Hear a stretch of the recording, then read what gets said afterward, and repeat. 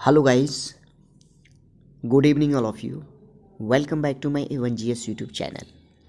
दोस्तों, जिसके लिए बेसब्री से इंतज़ार कर रहे थे, इंतज़ार की घड़ियां तोड़ते हुए आपके लिए बिहार गवर्नमेंट यानी BPSC 68 नोटिफिकेशन निकाल चुका है मेरे भाई। ठीक है, तो अब बात करूंगा मैं 68वीं BPSC प्री एग्ज़ाम का नोटिफिकेशन में क्या है उसका रूल रेगुलेशन, कौन इसका फॉर्म भर सकता है, कब से है इसका अप्लाई, कौन सा पेपर आप ऑप्शनल रखेंगे, कैसे आपको फॉर्म फिल करना है। कोई भी दिक्कत अगर होता है आपको तो आप हमें कमेंट सेक्शन में भी लिख कर बता सकते हैं। और फॉर्म जो है आपको A1GS यूट्यूब चैनल के माध्यम से भी भराया जाएगा। ठीक है, तो हमारे साथ चंद मिनट आप बने रहिए, मैं पूरा क्लियर करता हूँ मेरे भाई। जैसा कि कल इसी समय बिहार पब्लिक सर्विस कमीशन ने अपना रिजल्ट डिक्लेयर किया था 67 का। ठीक, और मैंने अपना नोटिफिकेशन भी डाला था अपने ग्रुप पर और स्टेटस में भी लगाया था उसका कि 68 का वैकेंसी आज शाम में देने वाला है, तो आ गया। ठीक है भाई, तो ध्यान से देखिएगा। ये है आपका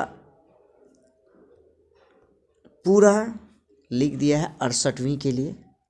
ठीक, ये है क्रम संख्या, ये है पद का नाम। ठीक, उसके बाद टोटल नंबर सीट है कि कौन पद में कितने सीट है, उसके लिए क्या एज रिक्वायर चाहिए आपको, यहाँ लिखा हुआ भाई। ठीक है, तो देख लीजिए। नंबर 1 में पुलिस उपाधीक्षक, ठीक है, गृह विभाग में होना चाहिए। नंबर 2 में जिला समादेष्टा, गृह विभाग में ही है, गृह विभाग में, वाणिज्यकर विभाग में। और सबके लिए इस साइड में जो है आपका एज दर्शाया गया और यहाँ उसका पोस्ट का नाम दिया गया, किस पोस्ट में कितने सीट है, कौन लेवल है, तो सब कुछ यहाँ दर्शाया गया है मेरे भाई। ठीक है, तो इसी प्रकार आप एक बार इस PDF को हम अपने टेलीग्राम ग्रुप में, ग्रुप है मेरा A1GS/MI, वहाँ पर अभी सेंड कर, वहाँ से आप पूरा रीड कर सकते हैं। ठीक, और ये नोटिफिकेशन में सेम वही चीज़ है जैसा कि पिछला BPSC हमेशा करता रहा है। ठीक है, अब रही मेन क्या कि आपका शैक्षणिक योग्यता कौन अप्लाई कर सकता है मेरे भाई। ठीक है, तो मिनिमम आपको ग्रेजुएट का डिग्री चाहिए। क्या चाहिए? ग्रेजुएट का, यानी किसी भी संकाय से अगर आपने ग्रेजुएट कर रखा है, चाहे वो मदरसा बोर्ड से हो, संस्कृत बोर्ड से हो, ICS बोर्ड से हो, बिहार बोर्ड से हो, रिकॉग्नाइज यूनिवर्सिटी इन इंडिया, अगर आप कहीं से भी पास आउट हैं तो आप इसका फॉर्म भरने के लिए लायक हैं, एलिजिबल हैं। ठीक, उसके बाद आरक्षण जो मिलेगा केवल और केवल बिहार के ही स्टूडेंट को दिया जाएगा भाई। ठीक, अगर अदर स्टेट का स्टूडेंट भरता है तो वो जनरल में ऑब्वियसली रखा जाएगा उसको। अब रही बात कि अगर आप फॉर्म भरते समय जो जाति दिखाएंगे या फिर काउंसलिंग के समय आपसे क्रिमिलियर रखा जाएगा, डिमांड की जाएगी, तो वो जाति प्रमाण महिलाओं का जो है अपने पिता के नाम का बनेगा, यानी पिता के घर के एड्रेस का बनेगा। आई होप कि हर कोई जानते होंगे, पहले से मालूम होगा आपको। अब रही बात, इसमें एक कोड भरना पड़ता है, तो कोड यहाँ दिया गया है, किस कैटेगरी के लिए कौन सा कोड भरेंगे यहाँ स्पष्ट किया गया है। उसके बाद अब आपको लेके चलते हैं हम एज लिमिट पर। इसका जो एज लिमिट है भाई, एज की जो गणना की जाएगी वो एज होगी आपका 1/8/2022 को मिनिमम 20 साल, 21 साल, 22 साल, मिनिमम 20। ठीक है, मैक्सिमम 37 साल। जी SC/ST हैंडीकैप को छूट लेके 42 ईयर। और ये एज आपका जो 10th का सर्टिफिकेट में लिखा हुआ है वही मान्य होगा, इसके अलावा कोई मान्य नहीं होगा। इनके बाद लेके चलते हैं हम आपको इसका एग्जामिनेशन का फ़ी क्या लगेगा मेरे भाई। ठीक, तो सामान्य वर्ग के लिए यानी कि जनरल स्टूडेंट के लिए 600 लगेंगे और बिहार के सामान्य अभ्यर्थियों के लिए यानी कि जनरल, बीसी, ईबीसी सभी के लिए 600 और बिहार के एससी और एसटी जाति के लिए जो है केवल 150 रुपीज़ लगेंगे आपको, ठीक, याद रखिएगा।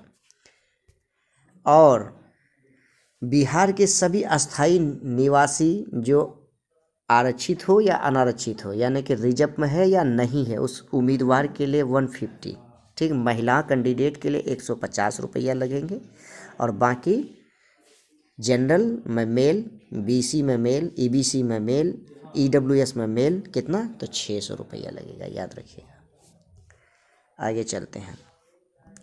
फॉर्म भरते समय आपको एक आईडी प्रूफ देना होगा। ये वही आईडी होगा जिस आईडी से आप एग्ज़ाम में बैठेंगे और आपको काउंसलिंग में दिखाना होगा। ज्वाइनिंग के समय ये मांगा जाएगा आपसे, ठीक। उसके बाद उनका सिलेबस में चलेंगे हम। सिलेबस एज इट इज़ वही है जैसा कि पहले था। अब एक निश्चित इसमें इंडिकेट किया है, नोट में आप कर लीजिए। यहाँ देखिए लिखा है 2 नंबर कि प्रारंभिक परीक्षा में गलत उत्तर के लिए नकारात्मक अंकन लागू किया जाएगा। नेगेटिव मार्किंग कर दिया मेरे भैया। क्या किया, नेगेटिव।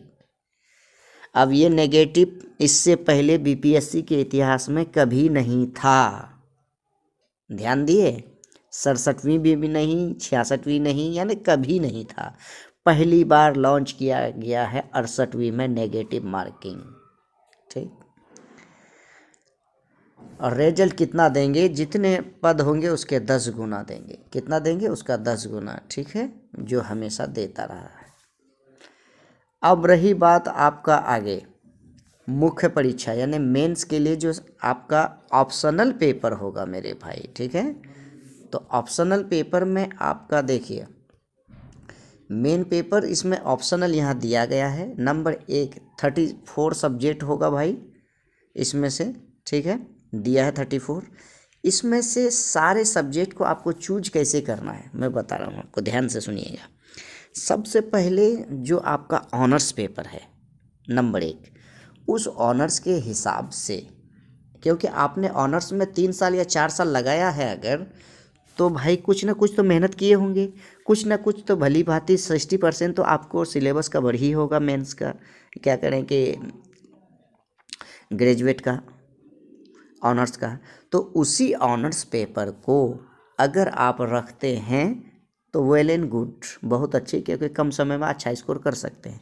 इसके अलावे अगर आप हट के चलते हैं सिलेबस के अकॉर्डिंग अपना ग्रेजुएट के अलावे, तो आपको जो रखना पड़ेगा मेरे सजेशन के अनुसार, इसमें से कोई भी सब्जेक्ट को आप उठाइए, इसका प्रीवियस ईयर क्वेश्चन देख लीजिए। फॉर्म भरने में जल्दबाजी नहीं करेंगे, कोई भी एक सब्जेक्ट उठाएंगे, इस सब्जेक्ट में से उसका प्रीवियस ईयर का क्वेश्चन आपको गूगल से मिल जाएगा, वहाँ से डाउनलोड कीजिए। मार्केट में 10 रुपये में मिलता है पेपर, वहाँ से मिल जाएगा, नहीं तो मेरे पास से भी आप ले सकते हैं, ठीक है। उसके बाद करना क्या है कि सभी पेपर को आपको एनालिसिस करना है, डिस्कस करना है, देखना है कि मैं कम समय में अच्छा स्कोर कर सकते हैं, पढ़ सकते हैं, इसका नोट्स अवेलेबल है या नहीं है मार्केट में, ठीक है। उसके हिसाब से आपको चूज करना है, किसी के कहने पर नहीं रखना है ऑप्शनल पाई। क्यों कि आप रख देंगे और पढ़ना तो आपको पड़ेगा, जाना तो गाड़ी आपको चलनी है, तो परेशान आप होंगे भाई, समझ गए। ये है मेन कैटेगरी। यहाँ पूरा आप पढ़ लीजिएगा, सब कुछ लिख दिया है भाई इसके बारे में, ठीक। उसके बाद आगे लेके चलते हैं। ये सारा वही चीज़ है जैसा कि पहले उम्मीदवार, एक मात्र और मात्र इम्पोर्टेंट चीज़ के नेगेटिव कर दिया गया। देखिएगा असली डेट याद रखिए मेरे भाई। ऑनलाइन जो आवेदन होगा फॉर्म भरने का वो 25 नवंबर से होगा। कब से होगा मेरे भाई, 25 नवंबर से होगा, याद रखिएगा। Last date of form submit 20 दिसंबर 2022। कब होगा, 20 दिसंबर 2022। 20 दिसंबर के लिए आप डेट का इंतज़ार नहीं करेंगे। फॉर्म शुरू 25 से है, 1 से 2 दिन में आप अभी से आपको नोटिस मिल गया, आप अपना ऑप्शनल चेक करके उसके बाद 2 दिन के बाद फॉर्म भरना शुरू कर दीजिएगा। ठीक, फिर वही कि फॉर्म आपको A1GS यूट्यूब चैनल के माध्यम से भी भराया जाएगा। ठीक है भाई, बस ये रही था। उसके बाद जो है आपको और इससे अधिक कुछ है नहीं। फॉर्म भरने के बाद आपको आई होप के समझ में आ गया होगा भाई। और इसका सिलेबस क्या होगा, कैसे पढ़ेंगे, आपको मेरा A1GS यूट्यूब चैनल के जो प्लेलिस्ट है भाई, ठीक है, प्लेलिस्ट है, वहाँ पर इसका सिलेबस है, या वहाँ से आप देख सकते हैं कौन सी बुक पीटी के लिए पढ़ेंगे आप और कौन सा बुक मेंस के लिए पढ़ेंगे। लेकिन पहले आपको पीटी क्वालिफाई करना है, तो पीटी के लिए जो बुक पढ़ेंगे, एक वीडियो मैंने बनाया था इस पर, किताब के साथ मैंने दिखाया है, वो वीडियो का लिंक इसी वीडियो के डिस्क्रिप्शन में दे देंगे, वहाँ से एक बार ज़रूर आप देख लीजिएगा उसको। बस लास्ट में यही कहना चाहूँगा, जो भी नए भाई बहन वाचिंग कर रहे हैं वीडियो को, अगर अब तक चैनल को सब्सक्राइब नहीं किए हैं तो बराए मेहरबानी एक बार चैनल को सब्सक्राइब कर लीजिएगा, ताकि जब जब कोई भी नोटिफिकेशन आएगा सबसे पहले मैं आपको नोटिस से अवगत कराऊंगा। तब तक के लिए धन्यवाद, bye bye, good night all of you.